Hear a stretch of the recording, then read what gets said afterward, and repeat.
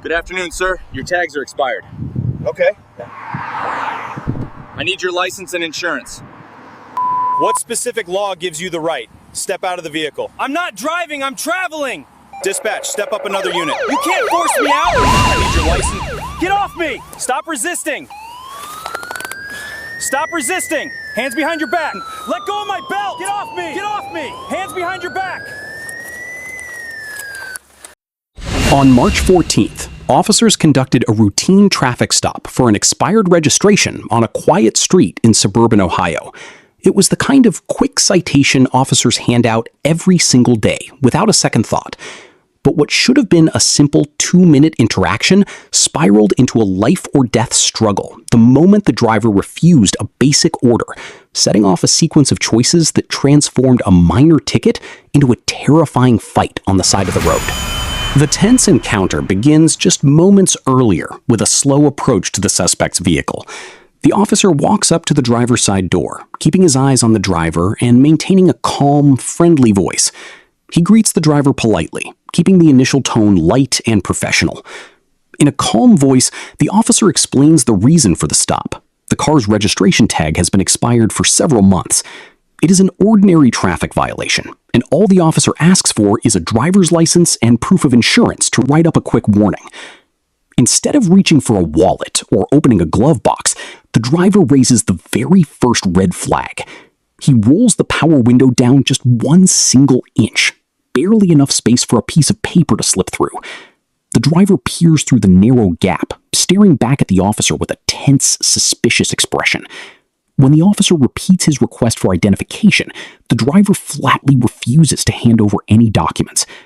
Instead of cooperating, he immediately begins questioning the officer's legal authority, asking why he was pulled over and demanding to know what specific law gives the officer the right to detain him.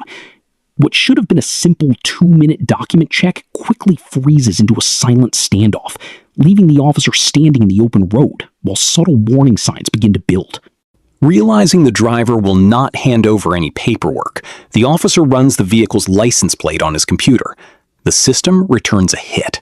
The registered owner has a suspended license. Confronted with a driver who refuses to show ID and a strong suspicion of an illegal driver behind the wheel, the officer's calm approach shifts into firm command. He orders the driver to step out of the car. The request is simple and clear, meant to control the scene and ensure safety. But the driver stays frozen in his seat, refusing to move or open the door. Instead of following orders, the driver escalates the situation with raised voice and strange arguments. He insists he does not need a license because he is not driving but traveling. He shouts over the officer, demanding a supervisor come to the scene immediately, while insisting the police have no right to touch his car. With every second that passes, the driver becomes more defensive, locking the doors and gripping the steering wheel tight.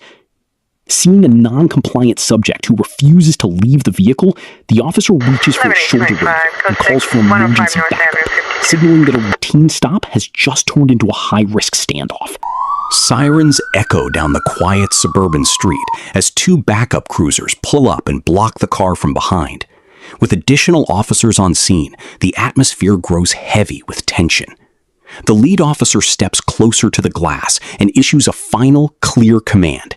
Step out of the vehicle now, or we will remove you and you will be placed under arrest for obstruction. The warning is direct and serious, leaving zero doubt about what is coming next if the driver fails to step out. To make sure there is no misunderstanding, the officers explicitly warn the driver that force will be used.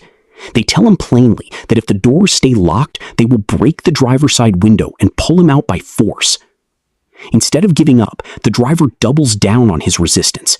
He reaches over and double locks the doors, pulls out his smartphone, and starts holding it up to record the officers through the tiny crack in the glass. He ignores repeated, loud commands to unlock the door, completely focusing on his phone while the officers draw their window breaker tools, setting the stage for an explosive break in the standoff. A sharp strike shatters the driver's side window, sending safety glass raining down across the interior and onto the street. Within seconds, the officer reaches through the broken frame, unlocks the door, and yanks it wide open.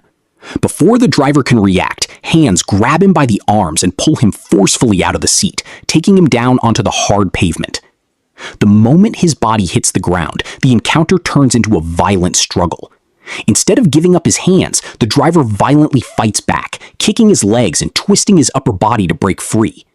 As officers struggle to pin his arms, the driver reaches directly for the primary officer's utility belt, his fingers clawing dangerously close to the holster and taser. The officers shout commands to stop reaching, but the suspect grips tight, refusing to release his hold on the belt. With a lethal threat unfolding on the ground, the officers execute a joint control takedown to immobilize the suspect.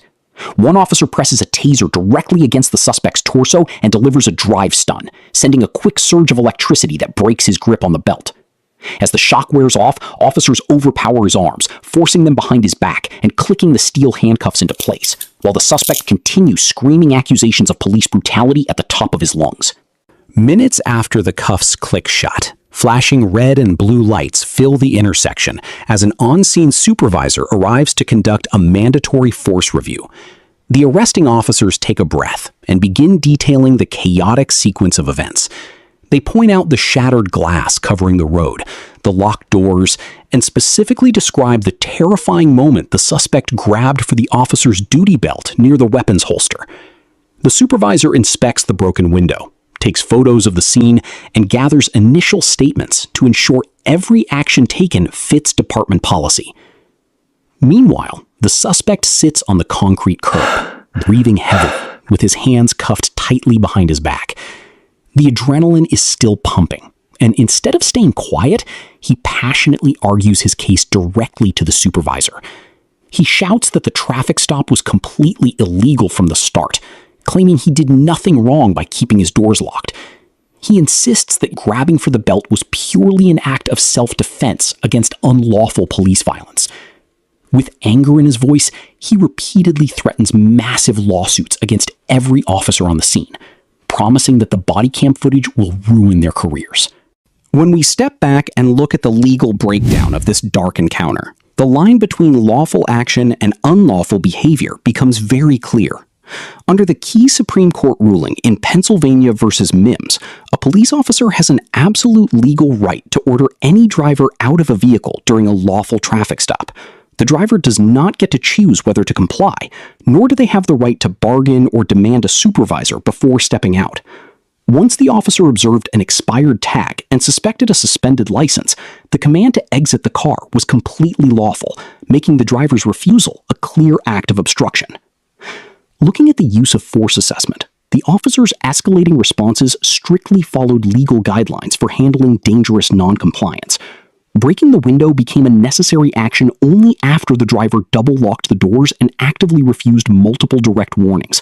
Furthermore, when the suspect physically reached for the officer's utility belt on the ground, the situation immediately raised the threat level to severe danger. A suspect grabbing near an officer's holster or taser creates an extreme risk of weapon takeaway, legally justifying the rapid use of hand-to-hand control tactics and the taser drive stun to quickly neutralize the threat and prevent further harm. Following the violent fight on the asphalt, the driver was taken directly to county jail and booked on multiple serious charges.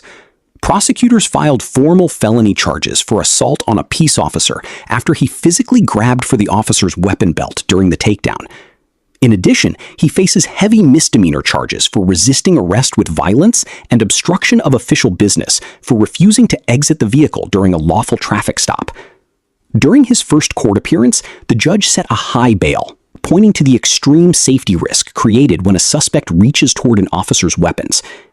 Rather than going to a risky jury trial, the suspect eventually agreed to a plea deal, pleading guilty to reduced charges in exchange for formal probation, community service, and mandatory anger management classes.